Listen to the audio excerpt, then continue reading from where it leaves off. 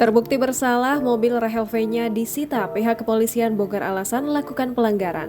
Selebgram Rahel V-nya terbukti bersalah terkait perkara mobilnya yang tak sesuai data kepolisian.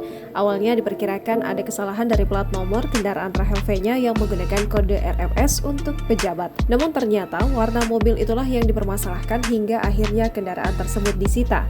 Dilansir konferensi pers yang tayang secara langsung di kanal YouTube Kompas TV pada Selasa 26 Oktober 2021, Rahel V-nya sudah terbukti bersalah. Rupanya, ia sengaja mengganti warna mobilnya yang seharusnya putih menjadi hitam.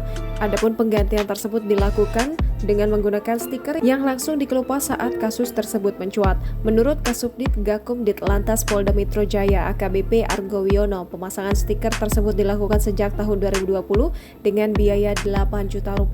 Atas hal tersebut, pihak kepolisian pun menetapkan Rahel V-nya bersalah dan memberikan sanksi. Hukuman yang mungkin diterima kekasih Salim Nauderer itu berupa kurungan paling lama 2 bulan dan denda hingga Rp500.000. Selain itu, pihak kepolisian menyita mobil Alphard Rahel V-nya hingga nantinya permasalahan tersebut diselesaikan. Jangan lupa subscribe, share, komen, dan like ya!